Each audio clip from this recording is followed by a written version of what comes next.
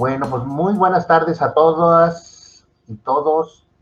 Bienvenidas y bienvenidos a una sesión más del Seminario Permanente de Sociología Computacional, organizado por el Programa de Estudios Políticos e Internacionales del Colegio de San Luis, la Red Iberoamericana de Sociología Computacional. Y el día de hoy vamos a tener al doctor César García Díaz, quien nos va a exponer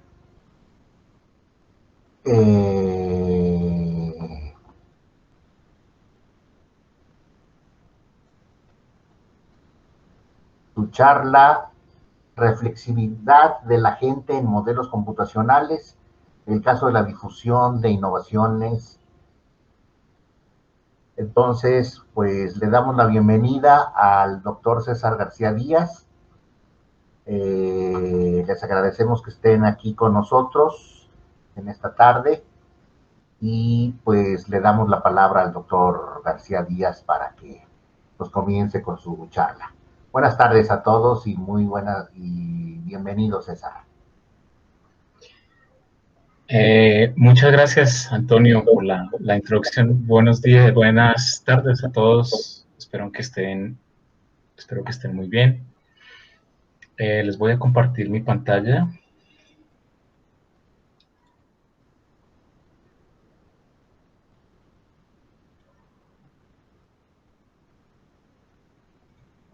Creo que ahí la pueden observar, sí. Sí. Muy bien.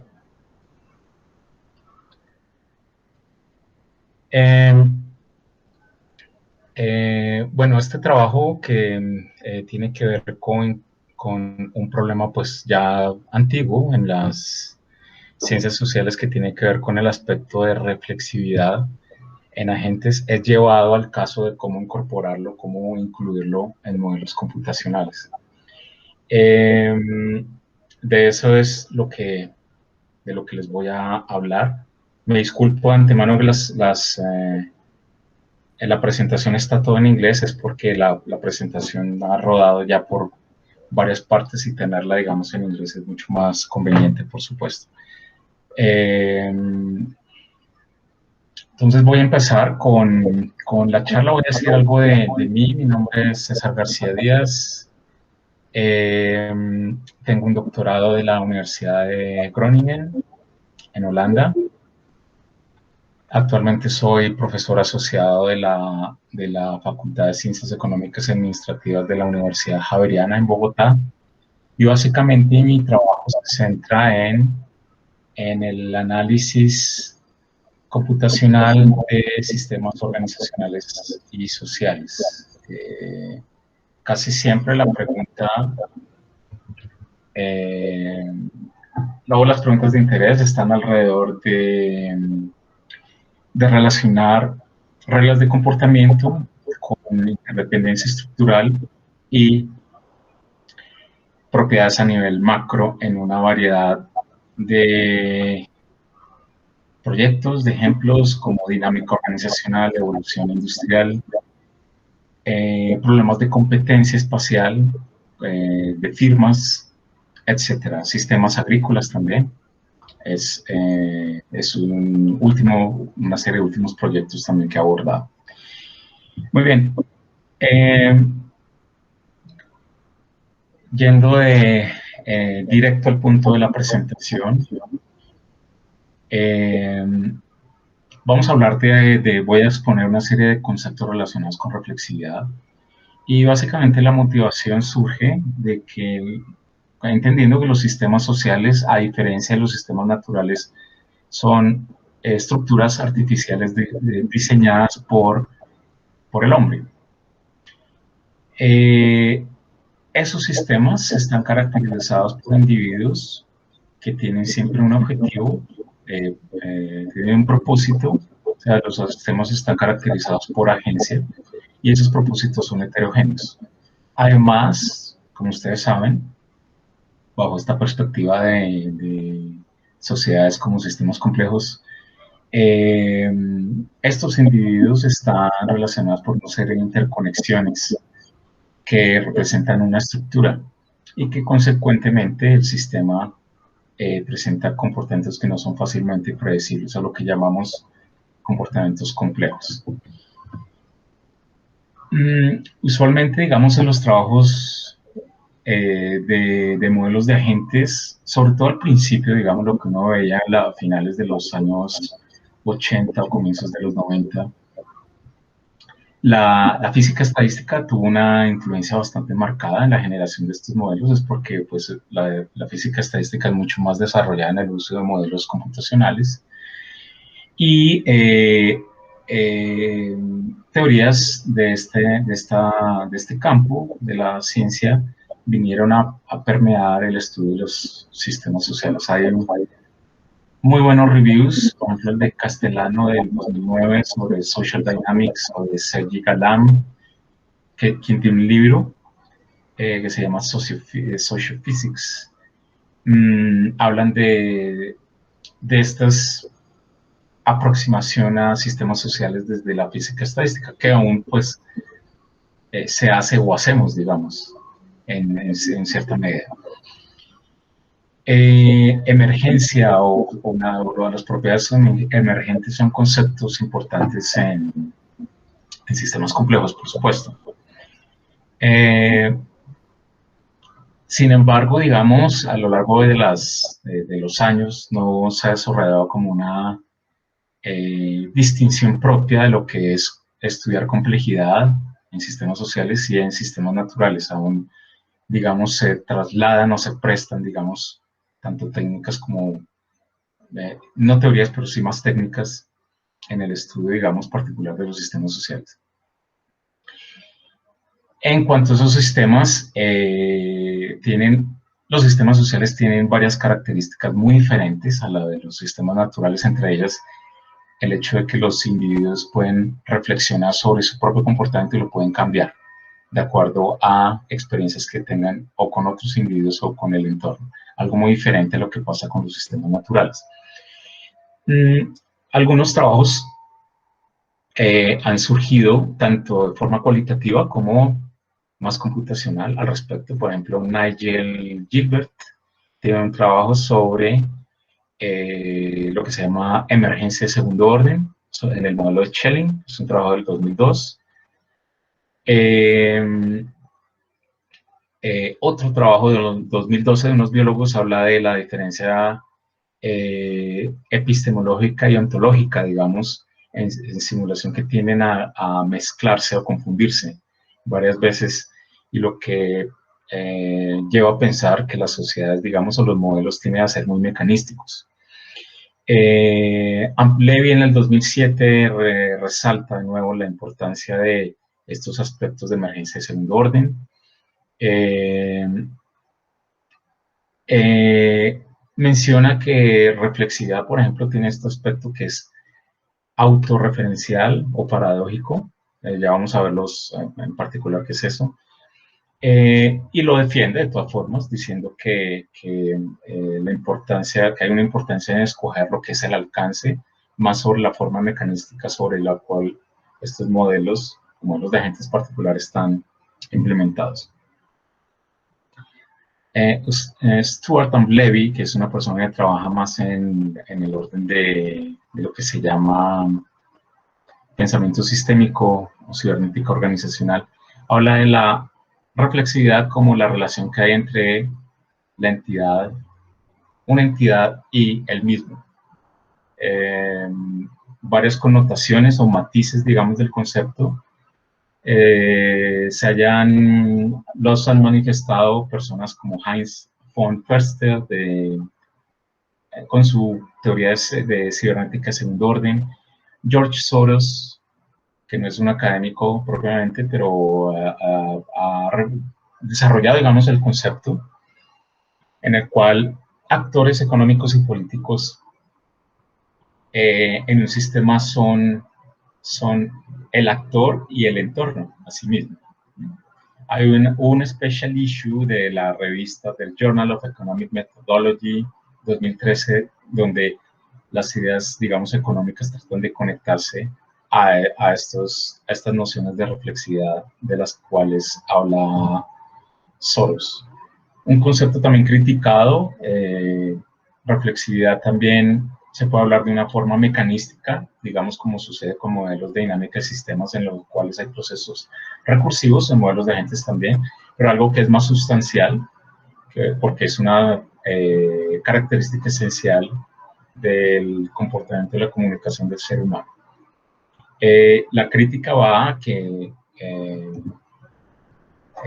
esta parte que sí es representativa, característica de los humanos, no es necesariamente representada, no está necesariamente representada por esta forma mecanística que uno ve en modelos, y esta forma, de todas formas, aún mecanística, es difícil de capturar. Ha habido especulación, uno puede ver artículos, por ejemplo, en la revista Jazz, Artificial Societies, donde hay un autor que se llama Goldspin, que a lo largo de los años habló de la importancia de incorporar reflexividad sin proponer algo concreto. Entonces, es un concepto donde, en resumen, se reconoce la importancia, pero también la dificultad de modelar.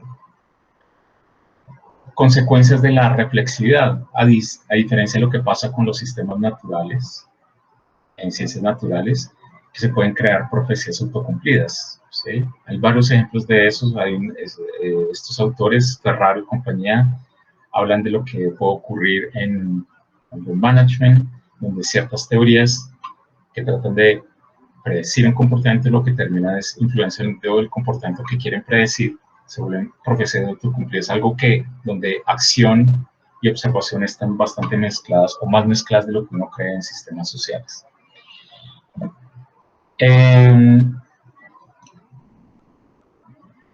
Usualmente, como se entiende y como van a ver en el modelo a continuación, hay una especie de comportamiento de segundo orden, en el cual esta de definición viene de Goldspin, como les decía, de hace muchos años, 20 años, donde una entidad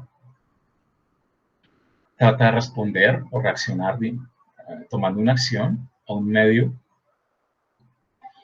de forma que pueda mantener su propia organización, su propio objetivo en curso.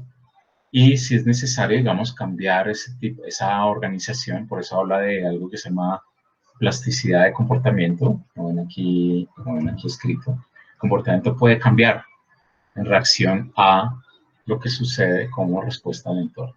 Es decir, que el individuo, si hablamos, por ejemplo, en términos como para resumir y no hacer esto más confuso,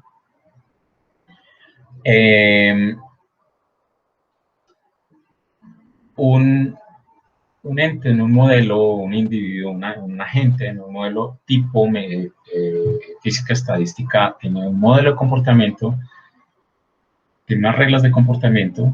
Es posible, digamos, que en ciertos sistemas sociales, no todos, pero es posible que el individuo pueda alterar su mismo comportamiento y pueda volverse un autogenerador de reglas o actualizar sus reglas dependiendo del contexto, y que esa propiedad sea bastante importante para explicar la dinámica del sistema mismo.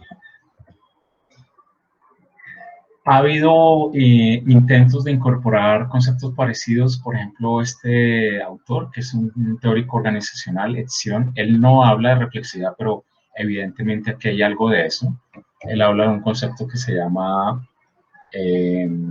awareness, es como concientización en modelos de difusión, en los cuales, por ejemplo, los agentes tienen una probabilidad de percepción. Esa probabilidad es tomada de una distribución normal en este caso, y ese awareness, esa toma de conciencia, se realiza de acuerdo a una superación de un umbral, pero el umbral es distinto para cada persona. Una vez se supera ese umbral, que es un proceso de distinción de categorías, por ejemplo, de adoptantes o no adoptantes en un modelo, entonces los individuos incorporan la categoría en todo su mecanismo de decisión. Esto es muy parecido a la idea de reflexividad. dibujo, digamos, que represente esto es básicamente que la primera etapa. En la primera etapa los individuos ven evolucionar, observan cómo se desarrolla el sistema.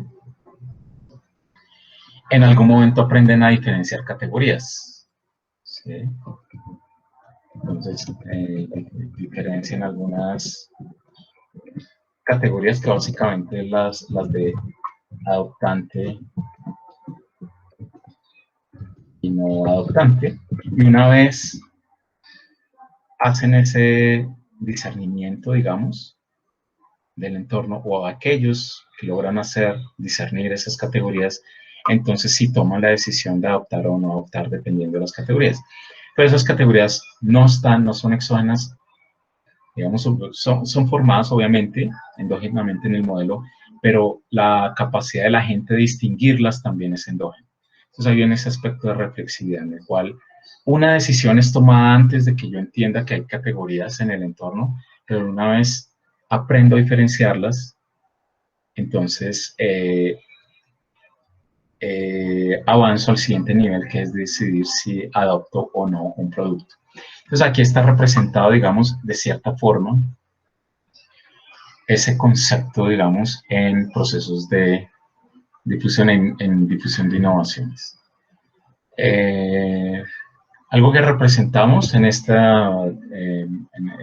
resumen de este artículo que les estoy dando, que se llama Reflexivity in a Diffusion of Innovations Model, que se lo publicado en JASS el año pasado, es este efecto en el cual resumimos todos estos matices de reflexividad como aquellas acciones que toma el individuo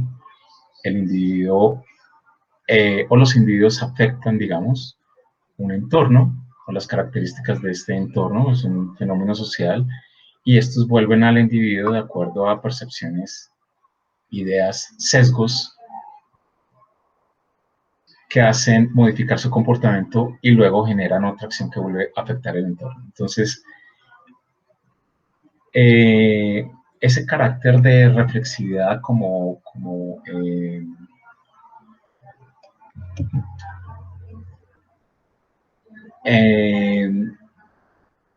esta circularidad que hay entre acciones de individuos, un fenómeno que emerge, y la generación de nuevas percepciones, entre ellas las reglas, no solo percepciones, sino nuevas reglas, como resultado de este cambio de percepción que hay en cierto entorno, puede modificar mismas reglas sobre las cuales yo tomo acciones y esas acciones vuelven a modificar el fenómeno de interés.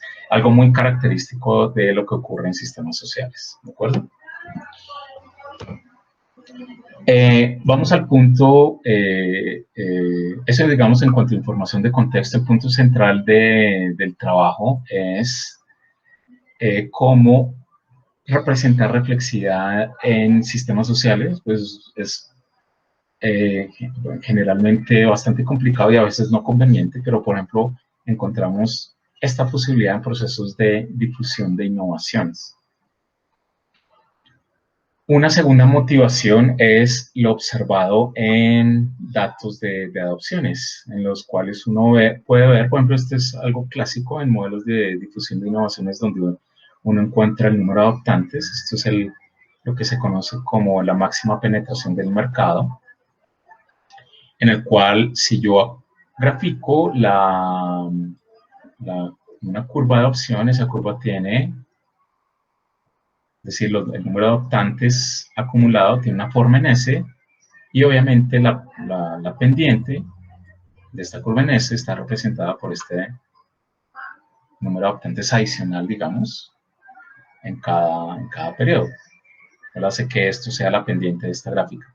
Aquí hay un punto de inflexión en el cual se pasa de una aceleración, una forma exponencial, digamos, hasta cierto punto, y luego una desaceleración hasta que la derivada llega a cero, básicamente esta gráfica que estamos observando acá.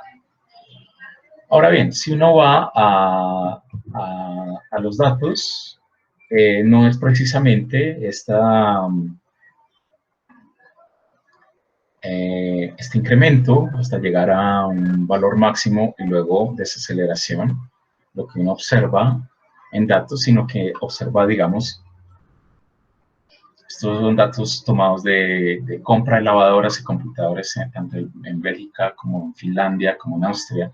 Uno encuentra aceleraciones y desaceleraciones, lo que en el contexto de marketing tiende a ser llamado como saddle points, lo llaman ellos, aunque no sea un saddle point, digamos, en términos de matemáticas, ellos lo hacen llamar de esa forma.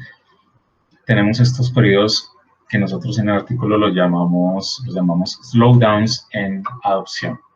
Entonces hay aceleraciones, desaceleraciones, muy diferente, digamos, a los modelos estilizados. La pregunta que nos hacíamos es si hay algo, digamos, de este awareness en el reconocimiento de categorías o distinción de categorías que puede provocar esas olas de adopción. Entonces planteamos el siguiente modelo, en el cual tratamos de dar respuesta a esa pregunta. El modelo dice lo siguiente.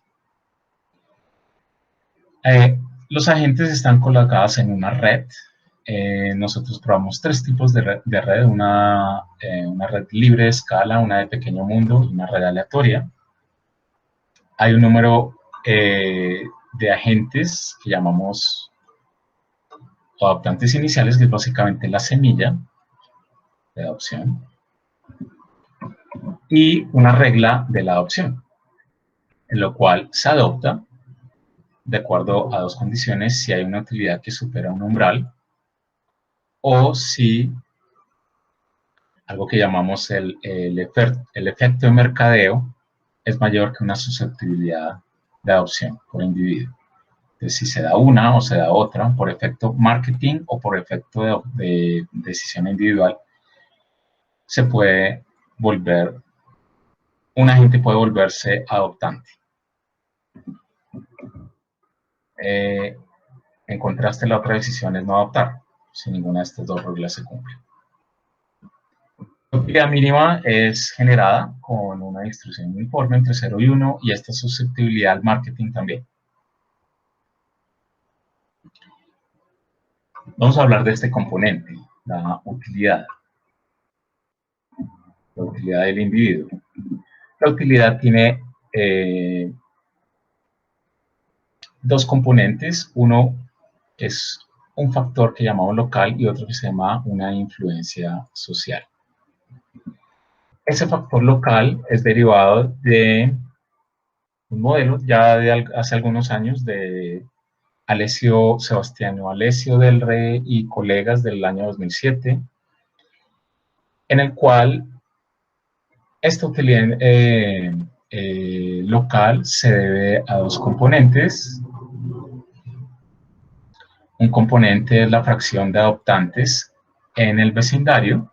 Entonces hay un efecto, digamos, de presión local, podemos llamar.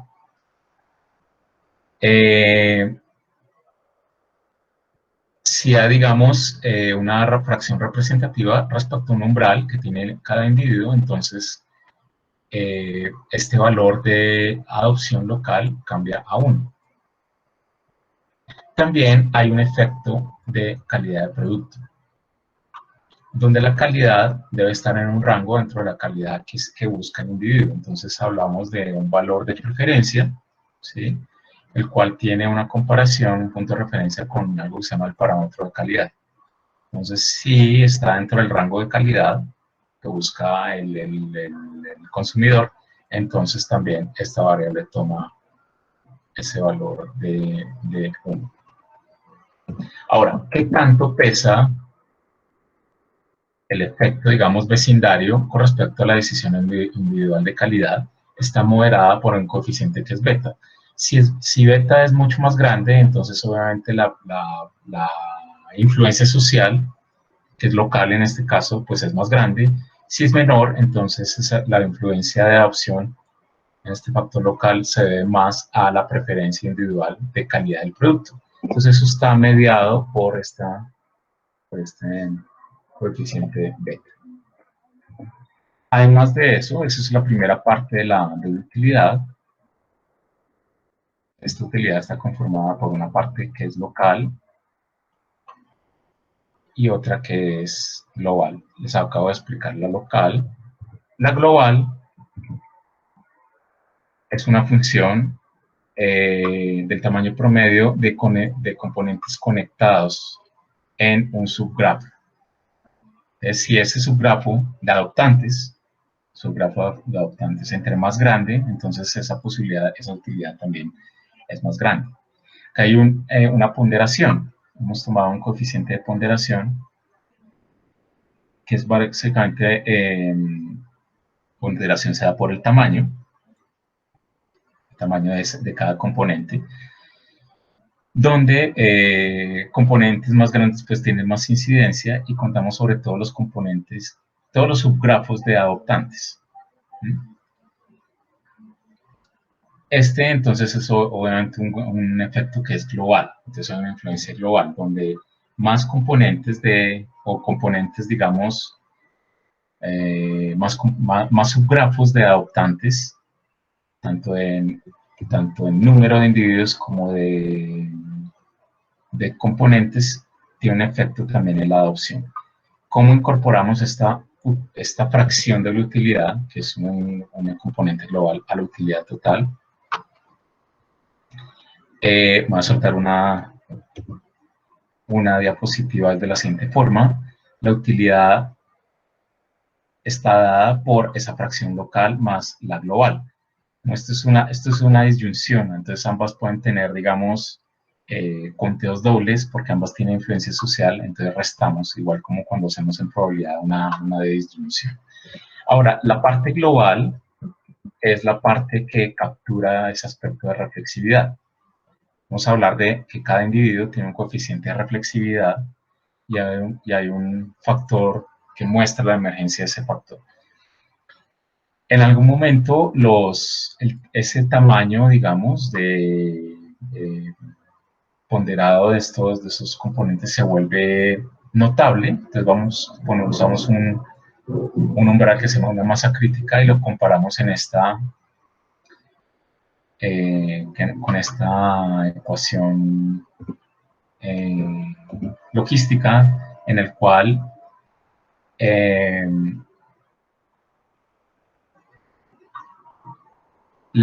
esa emergencia de ese factor, que es con un valor de probabilidad, se da de acuerdo al valor que tiene esta utilidad. En algún momento el individuo reconoce o tiene una probabilidad de reconocimiento de esas categorías de adoptantes no adoptantes, es lo que quiere decir esto. Pero ese reconocimiento viene con la superación de un umbral. Por ejemplo, supongamos que el umbral está aquí. Eso quiere decir que hay un individuo, por ejemplo, el umbral alfa está por acá para un individuo. Eso quiere decir que le toma a un individuo una utilidad mucho más grande de encontrar esos componentes de adoptantes para reconocer efectivamente que hay dos categorías en el espacio. Una vez eso se llega, entonces se reconoce este valor.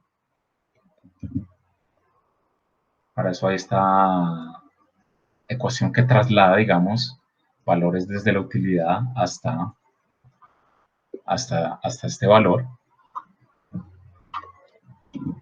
Y una vez entonces reconocida, digamos, esa masa crítica, es decir, hay una masa de adoptantes que puedo diferenciar de aquella que son los no adoptantes, entonces mi utilidad pasa de ser únicamente un factor global a incorporar un factor local, incorporar un factor local y un factor global. Ahora, para que pase esto también hemos incluido un delay en tiempo. Se puede reconocer esto, pero también se toma un tiempo, hay un delay en el cual se reconocen las categorías, o esa distinción categórica entre adoptantes y no adoptantes. Ese es básicamente el modelo. Entonces, resumiendo, tenemos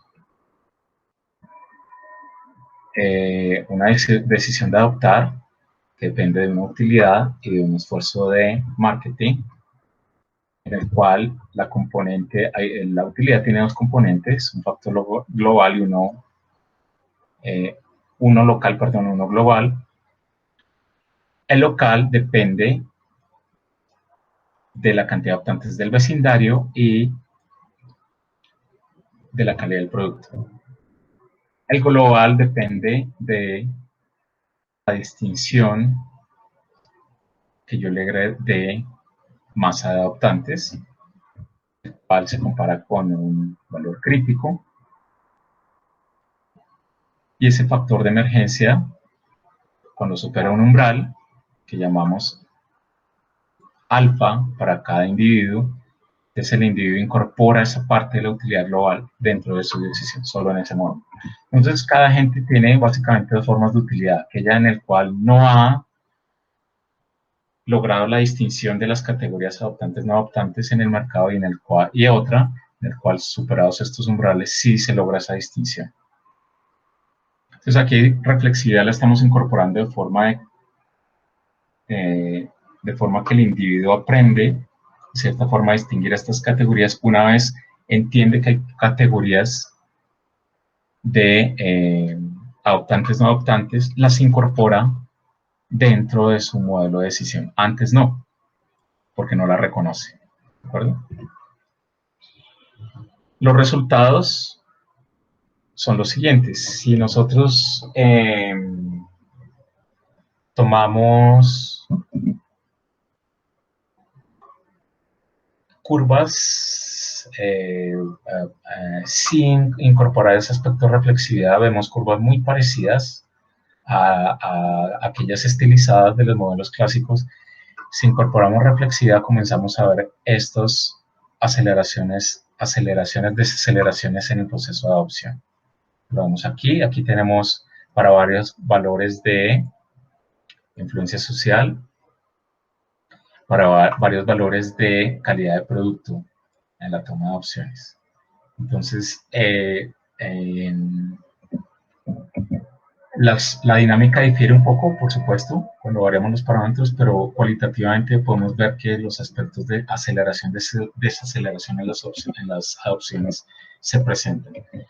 ¿Por qué se presenta? Si nosotros hicimos una desagregación, por ejemplo, comparamos la línea del total y donde comparamos el valor de la utilidad, el valor únicamente local, el efecto de marketing, vemos que tienen distintas olas que no están sincronizadas en el mismo tiempo, los cuales ocurren a destiempo y generan estos incrementos y luego caídas, desaceleraciones hasta llegar a un valle y luego nuevos incrementos que provocan este comportamiento, que es algo distinto a lo que uno observa en modelos clásicos, pero es algo también mucho más afín con respecto a lo que uno ha visto en datos reales. Estos resultados que les mostré no involucran estos delays de tiempo que aparecen en la ecuación en esta ecuación de utilidad, cuando ese delay es igual a 0. ¿Qué pasa cuando el delay no es 0? Entonces podemos ver efectos aún mucho más notables de aceleraciones, desaceleraciones en la adopción. Aquí de la misma forma lo vemos para distintos coeficientes de influencia social y para distintos umbrales de calidad del producto. Por último, estos resultados que les acabo de mostrar corresponden a pruebas hechas en redes libres de escala.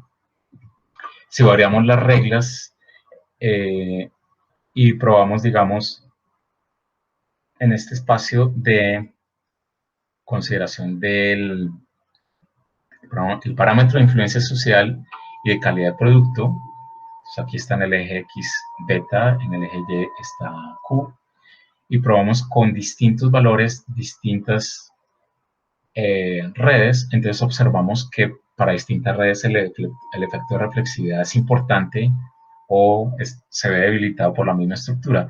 Por ejemplo, en redes aleatorias podemos ver que esta zona azul oscuro, donde se presentan esos slowdowns, mucho más notoria que aquella que les mostré. las redes libres de escala. Pero si hablamos, por ejemplo, de redes de pequeño mundo, el efecto tiende a disminuirse. Tal vez nuestra hipótesis era que estas redes libres de escala tienen procesos de difusión mucho más rápidos, los cuales contrarrestan o neutralizan el efecto de reflexividad que tiende a mostrar estas desaceleraciones, pero el efecto red entonces tiende a ser más fuerte. Entonces esto también lleva a la conclusión de que no siempre es importante considerar reflexividad. Fíjense que en un caso donde tuviéramos una red de pequeño mundo, uno podría decir que es menos representativo, entonces uno podría no siempre asumirlo, no queremos decir que siempre debería ser asumido, pero en ciertos casos, si hablamos de modelos de difusión con otros tipos de estructuras de comunicación entre agentes, ese efecto puede ayudar a explicar ciertos patrones que se observan en datos reales. El enlace al artículo completo donde hay más detalles de lo que les acabo de mencionar es este. El artículo se llama Reflexivity in a Diffusion of Innovations Model. Aparece en JAS el año pasado, 2020. Eso es todo. Muchas gracias por su atención y cualquier pregunta, bienvenida. Muchas gracias. Muchas gracias, César. Pues muy interesante lo que nos acabas de mostrar. Abriríamos entonces la sesión de preguntas por parte del auditorio. Adelante, quien quiera preguntarle al doctor García algo con respecto a su trabajo.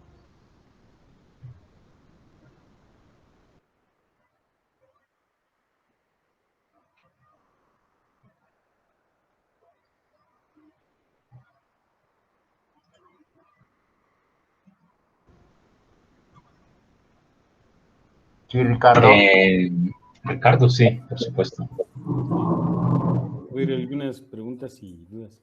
Oye, ¿en qué software programaste tus simulaciones? La simulación está hecha en Python. Okay. Está hecha en Python.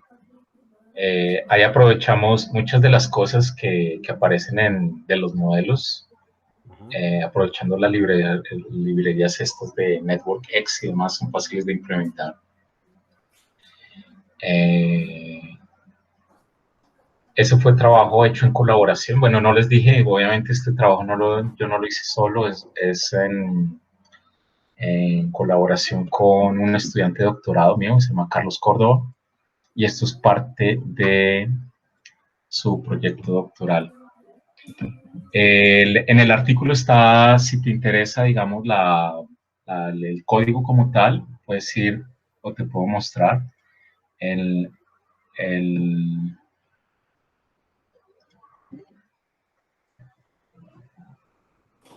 el enlace al artículo. Aquí está el artículo.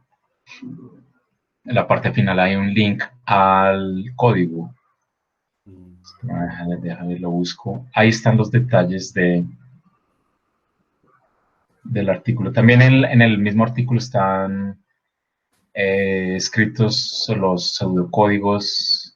Básicamente todo el código en Python se puede acceder a través de este artículo. Ahora, no recuerdo en qué parte está, pero el link sí está colocado. Aquí está. Aquí está toda la documentación del modelo. Si tú vas a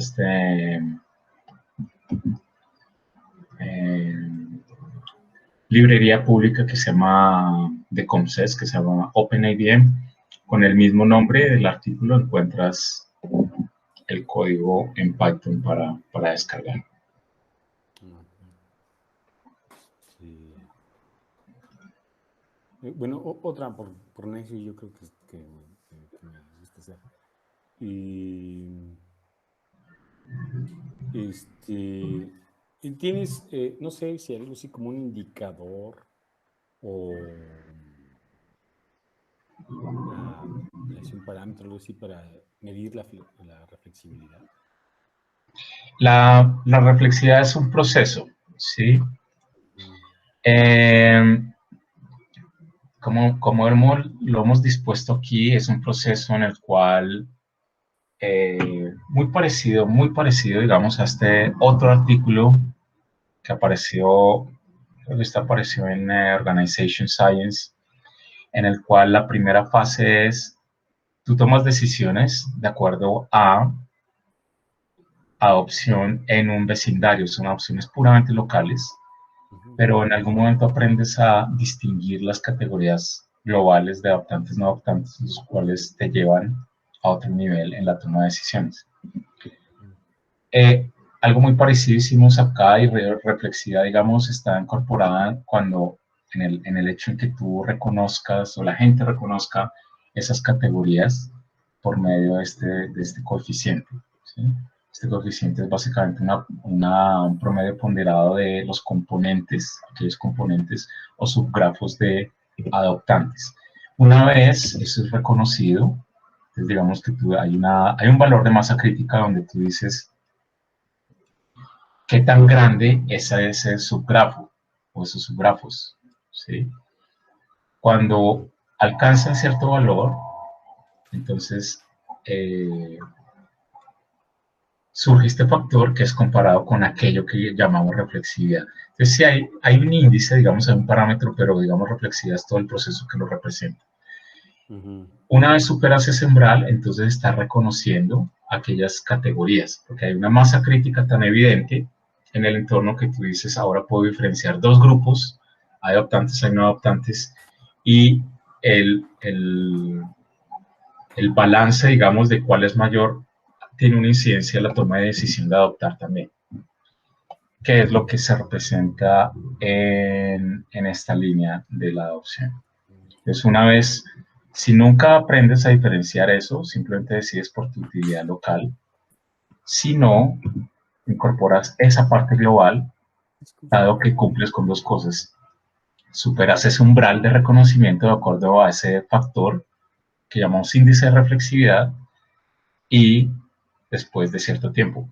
Ahora, volviendo a tu pregunta, si podemos llamar algo un factor que se llama reflexividad, pero eso es algo abstracto, digamos. Si pensamos cuál sería una posible medida empírica, no sabría. Pero aquí lo importante es el hecho de que reflexiva es todo un proceso de reconocimiento. Y ese reconocimiento viene por la distinción de esas categorías de adoptantes no adoptantes. Un ejemplo de esos subgrafos, si vamos al artículo mismo,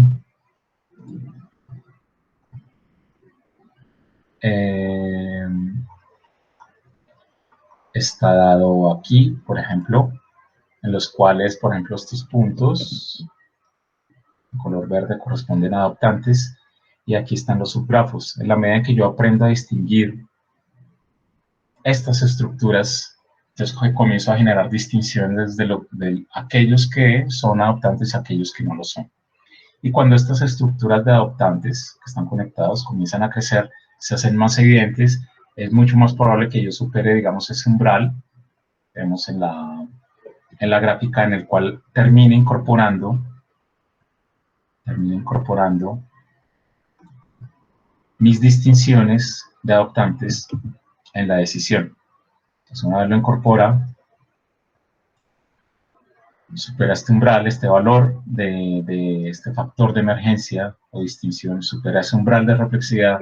Una vez eso ocurre, incorporo aquella distinción dentro de mi decisión de adopción. Entonces, básicamente lo que estamos haciendo en ese modelo. Okay, gracias. Ok. Adelante, Normita. Hola, gracias César por tu charla. Oye, yo tengo varias entre preguntas, comentarios y dudas. Bueno, al inicio yo pensaba que reflexividad era un proceso interno, pero veo que aquí en tu modelo realmente consideran la parte interna y la parte externa, siendo lo que estás definiendo como la utilidad global y la local, ¿verdad? Exacto. Entonces, ahí voy bien. Ok. la identificación, bueno, primero, la influencia mencionabas que era también por parte del vecindario. El vecindario te refieres, allá la redundancia, al tamaño de los vecinos de los agentes, pero a través de las componentes que mencionabas del grafo. Sí, exactamente. Sí, ¿verdad? Ah, ok. Son los conectantes directos. Digamos que eso es el nombre que reciben redes es ¿Primeros vecinos? el grado, es como se llaman redes. En grados es el número de conectantes directos. Entonces, esa proporción de adopción local es cuántos adoptantes hay respecto al grado. Entonces, es esa proporción, digamos. Ah, ok, ya. Y sí, porque bueno, la pregunta venía de si había una influencia precisamente del tamaño, pero como ya es del grado, entonces sí, exacto. Pues ya, queda fijo. Oye, y esta sí es pregunta. Aquí entiendo que lo están haciendo para adoptantes y no adoptantes. Entonces, de alguna manera es como tomar dos decisiones, sí o no, ¿verdad? Sí, exacto, es binario, sí, exacto. ¿Qué pasa con 3? ¿Qué pasa con 4? ¿Se piensa hacer? ¿Tendría alguna finalidad estudiar también esos casos? ¿O se quedaría así en binario ahorita el modelo? No, yo creo, bueno, respecto a este modelo, yo creo que la decisión que tomamos fue estudiar reflexividad en este contexto, es porque es un contexto de difusión de innovaciones fácil de representar y donde la decisión siempre es binaria.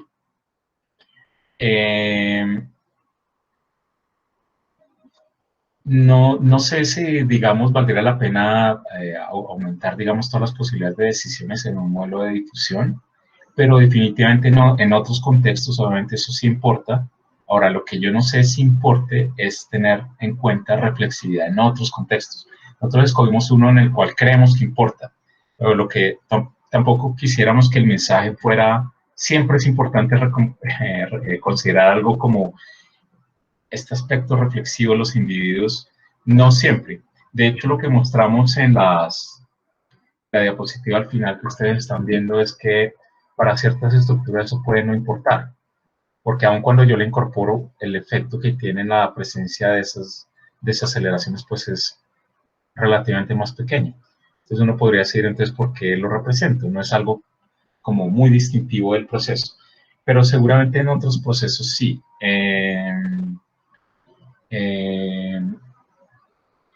No creería que sea importante incorporar más de un proceso binario, digamos, en difusión de innovaciones. En otras cosas, si hablamos de, por ejemplo, sistemas políticos, sí creería que puede haber alguna importancia, por ejemplo. Tú tienes un votante, tienes un modelo espacial de votantes, por ejemplo, en el cual los votantes se distribuyen de acuerdo a una agenda política que son atributos que están representados por ejes y los votantes entonces tienen cierta preferencia, están ubicados y ellos votan. Por ejemplo, aquí hay todos estos son votantes y hay un partido y de acuerdo a la cercanía del partido un votante puede decir: este partido tiene cierto grado de representatividad de mi preferencia, porque está más cercano. Pero si, por ejemplo, esa cercanía no es perfecta, siempre hay una distancia, esta distancia con el pasar del tiempo puede acumularse hasta hacer que el individuo decida que él ya no se siente representado por ningún partido. Ha acumulado, digamos, cierta insatisfacción en procesos sucesivos electorales que él mismo decide convertirse en un partido. Entonces, un agente toma la decisión de convertirse en otro agente. Es un aspecto reflexivo. Entonces, digamos que en otros sistemas donde uno quiere explicar cierta endogeneidad, este tipo de procesos importa, pero definitivamente, digamos, en difusión de innovaciones no creo que valga la pena, digamos, hacer un proceso más allá de algo binario, es porque el proceso siempre está en la dicotomía de adoptar o no.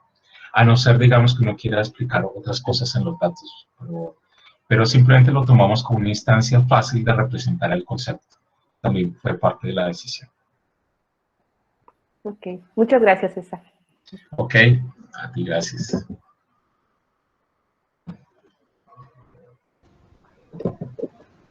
¿Alguien más que quiera preguntar? Sí, a mí me gustaría preguntar algo. Adelante, Fernando. Sí, muchas gracias. Es muy interesante tu trabajo. Son varias preguntas que tengo en mente. La primera es que los modelos estilizados que mencionabas al principio, que son curvas que no tienen pues, básicamente más que un pico, me Sí, imagino exacto. que son de ecuaciones diferenciales o son Sí, exacto. modelos. Así es. Cuando uno mete retraso en ecuaciones diferenciales, ya podemos tener oscilaciones. No De sé acuerdo. si exploraron algo o pudieron contrastar algo con respecto a ecuaciones diferenciales con retraso y cómo dependía del retraso. Eso son varias preguntas que ya te las hago y después me las vas contestando para ir rápido. La Ujú. siguiente pregunta que tengo es el modelo, parece un modelo de campo medio de spines, arriba y abajo, donde tenemos que el campo medio pues podría ser externo, en este caso no lo es endógeno, es lo que digo que es la reflexividad, y es como que Sí, la suma de los que adoptan hace que haya un campo promedio mucho más fuerte que empuja a los demás a adoptar. Entonces, no sé si vieron esas analogías con los modelos de spines en física estadística. Y finalmente, la última pregunta sería, hablaste de masa crítica, entonces me imagino que hay una transición de fase. Y si pudieran ustedes caracterizar esa transición de fase, si es de primer orden, de segundo orden, si solamente es un punto, es una zona, si es de segundo orden, hay criticalidad, en fin, ahí desde luego dependía mucho de la red, de la topología de la red que están tomando. Y eso, perdón, ahora sí es la última pregunta. Ahora sí la última pregunta es, ¿qué pasaría si, análogo al modelo de spines, ustedes ponen su modelo no con redes, sino mejor con autómatas celulares y con interacción a los 4 primeros vecinos? Eso sería todo. Gracias. ok, Fernando, muchas gracias por tus preguntas. A ver, voy a responder, a ver si me acuerdo, no tomé nota, pero de memoria, lo que decías de la primera, sí, claro, es cierto. Si yo tengo, por ejemplo, un modelo de ecuaciones diferenciales donde introduzco delays, o por ejemplo, eh, aún modelos de ecuaciones de diferencia, en los cuales, por ejemplo, yo tengo probabilidades de adopción que son bastante grandes respecto a, al volumen, digamos, de adoptantes, uno puede ver este tipo de comportamientos, nada más en, digamos, en valores acumulados. Y obviamente, sí, claro,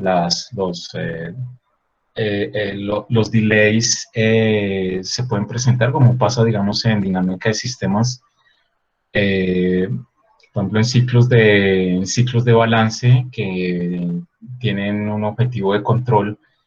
Cuando ese objetivo de control se percibe, digamos, a destiempo, entonces uno encuentra ese tipo de oscilaciones también, por supuesto. Entonces tiene comportamientos parecidos, eso es cierto. El punto, eso no lo intentamos, es porque esos modelos igual tienen comportamiento agregado. Y aquí el aspecto generativo es importante. Aquí no hay una función, digamos, que genere esa diferencia, o sea, ese delay, digamos, tipo de ecuación diferencial es porque la ecuación diferencial del comportamiento está agregado. Aquí hay un comportamiento que es totalmente descentralizado que lleva a la adopción. El delay es una característica natural, digamos, que se ve en sistemas sociales, en los cuales,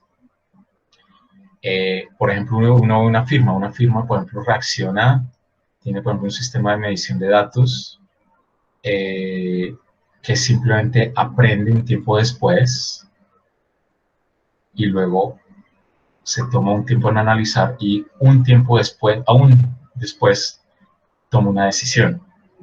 Ya un aspecto de doble delay de percepción y lo otro de reacción. ¿Sí? y es algo muy natural en sistemas de toma de decisiones.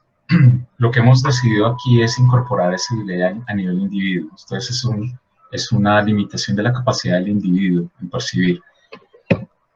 El problema que tendríamos con las ecuaciones diferenciales es que no podemos ver el proceso generativo, ¿sí?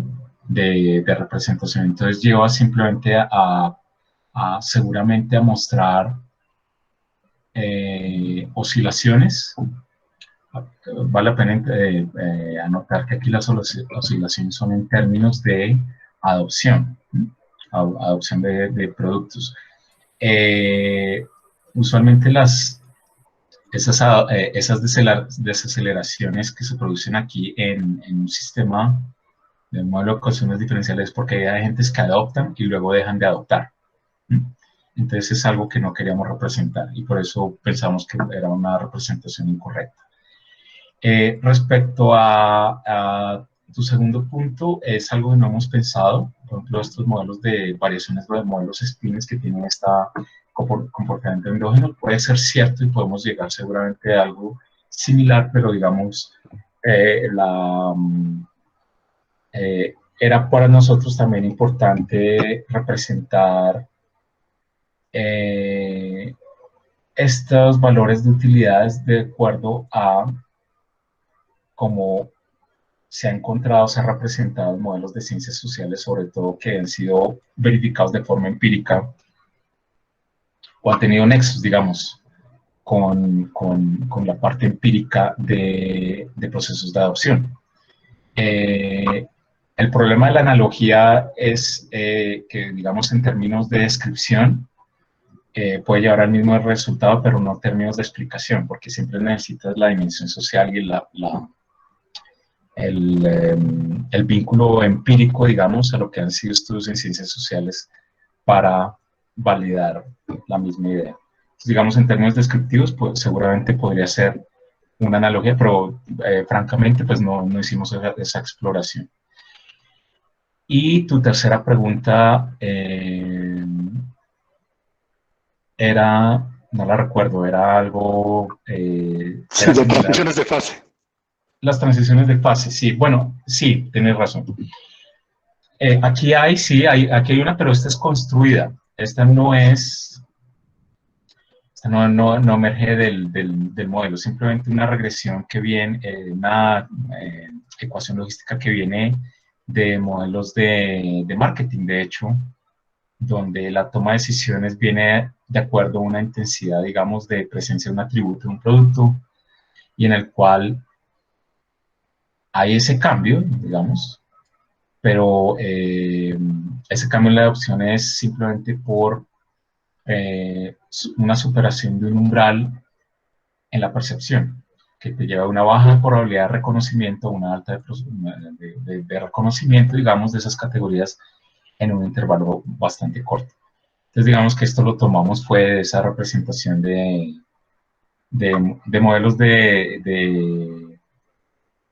de hecho, modelos de escogencia, de discrete choice que hay en marketing, pero esto es construido en el modelo, ¿sí? Esto es un supuesto que nosotros construimos en el modelo, no es un resultado del modelo mismo. Eso no es la forma como representamos aquella posibilidad, digamos, de reconocimiento de aquellos subgrafos de adoptantes a medida que se van haciendo más grandes. En algún momento son tan notorios que son incorporados al mecanismo de la utilidad, y es así como lo utilizamos.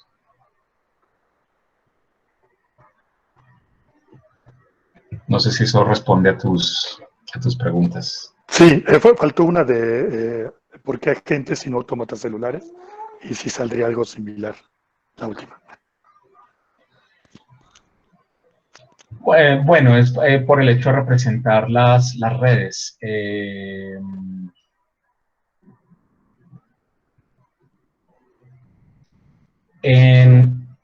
Si hay una diferencia, digamos, con respecto a nada más en la construcción, en las cuales, por ejemplo, un autómata celular está en una red regular, pero aquí tenemos distintas variaciones en lo que significa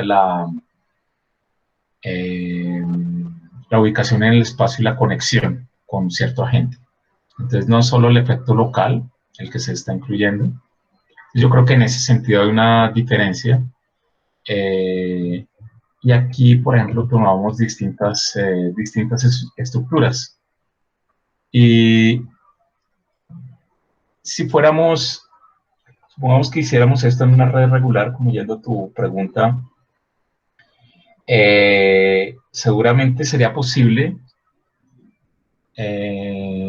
bajo esa consideración, que un autómata celular son agentes que están embebidos en una estructura que es una red regular, pero de todas formas, a diferencia de un autómata celular, hay efectos que son globales. Entonces aquí hay un efecto en el cual no solo, supongamos que este es, digamos, la ubicación de ciertos agentes, no es solo lo que pasa en mi vecindario, si este es el agente de interés, sino lo que este individuo aprenda a distinguir en cuanto a patrones de conectividad en otras latitudes, digamos, de la misma estructura respecto a quiénes son categorías distinguibles de adoptantes no adoptantes, que sí es una característica importante en este mismo modelo que hicimos, y que usualmente, hasta donde yo tengo entendido, los autómatas celulares pues no incorporan, simplemente incorporan reglas de acción local. Creo que eso sería la diferencia. Gracias. Ok, muchas gracias, Fernando.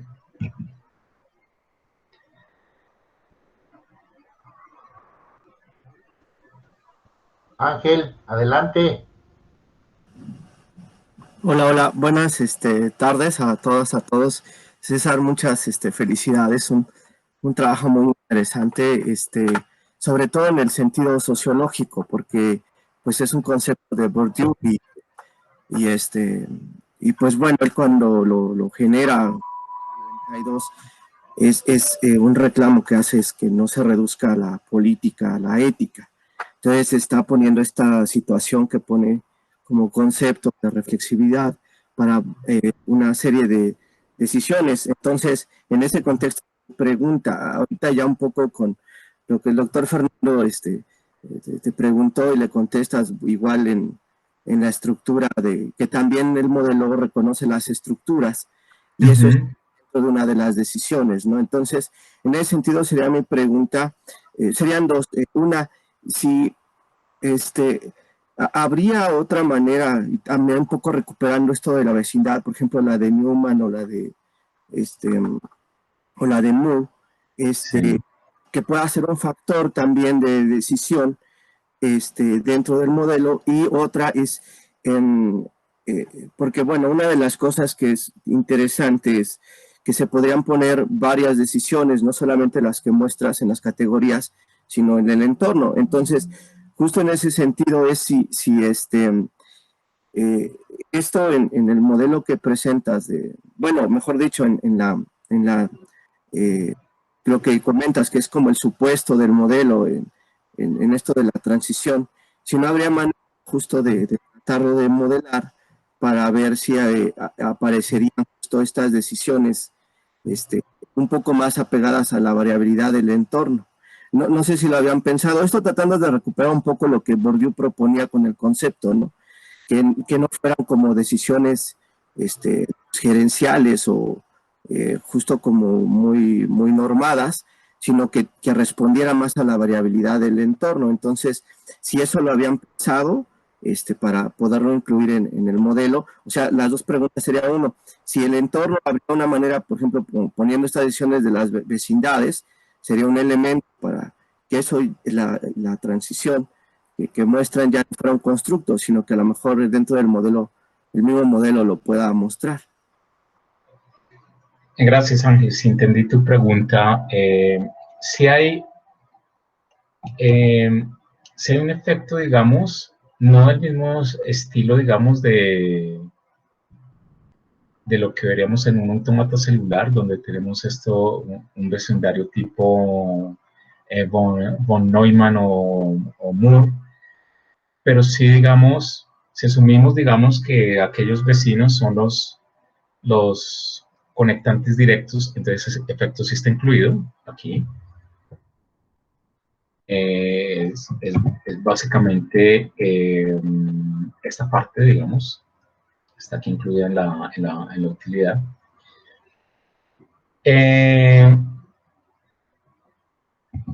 Lo otro, si entendí muy bien, es la parte de entorno. Aquí sí hay un efecto local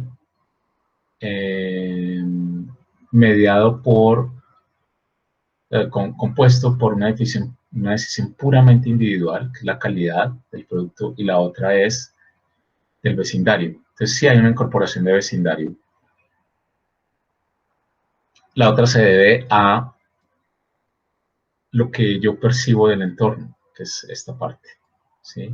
Si yo, a medida que el entorno progresa, yo aprendo a distinguir dos categorías. Entonces hay unas categorías, hay una que es de adoptantes y otras de no adoptantes. Entonces esta distinción representada aquí comienza a ser parte de la utilidad. Yo no solo decido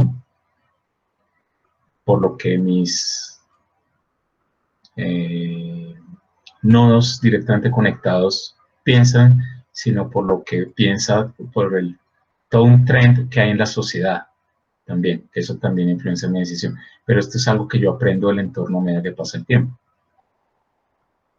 En el primer sentido, lo que yo decía hace un momento, claro que sí, una posibilidad de red sería tener una red regular, tipo autómata celular, en el cual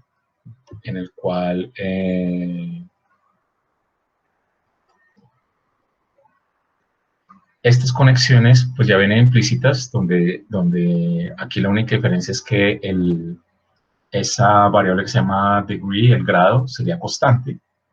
Aquí sería constante si hablamos de un autómata celular diferente, digamos, a estas redes,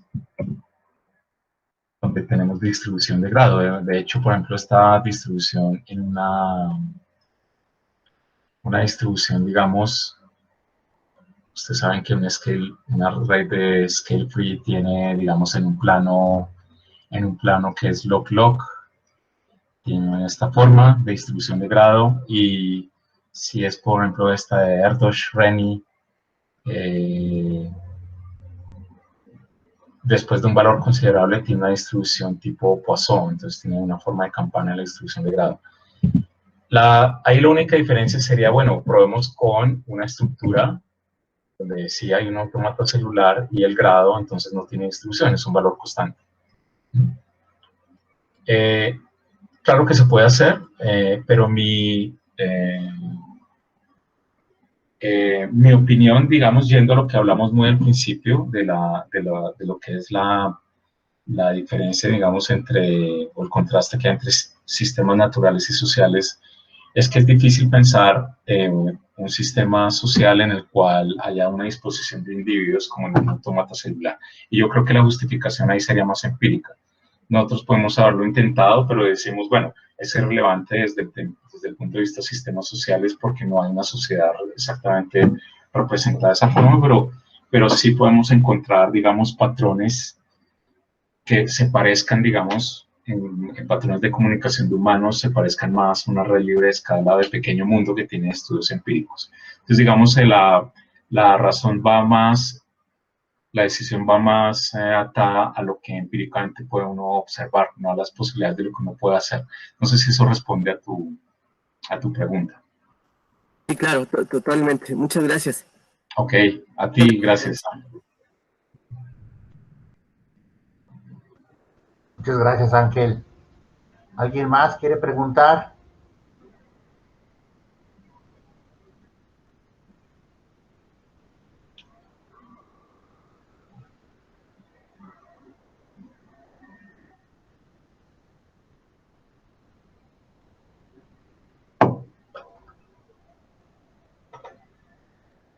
Ok, creo que no. Creo que no. Bueno, muy bien. Pues con esto creo que podemos terminar la sesión del día de hoy.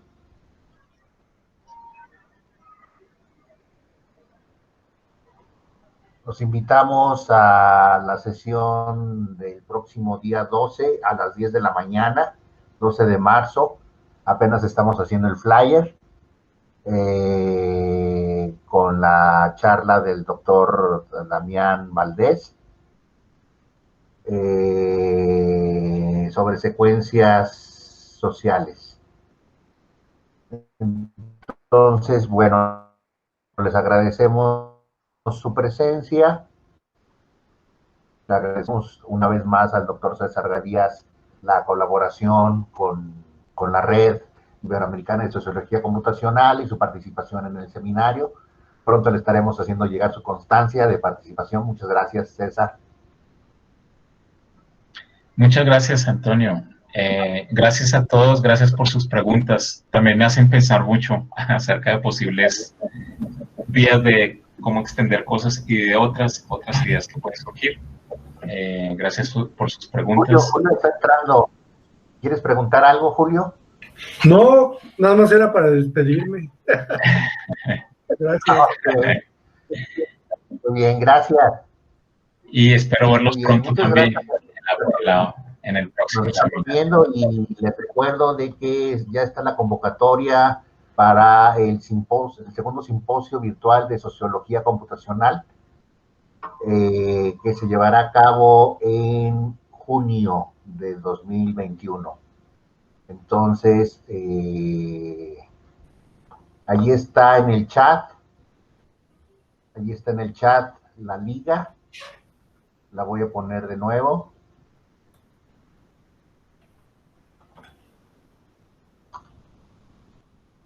¿Dónde está la de Comexo?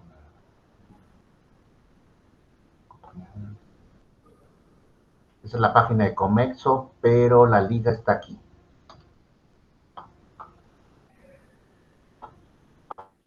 La liga directa al simposio. Entonces, pues bueno, les agradecemos a todas y todos su participación y presencia el día de hoy y pues les deseamos una bonita tarde. Muchas gracias y seguimos en contacto. Gracias, César. Muchas gracias a todos. Gracias, hasta luego. Estén muy bien. Chao, chao.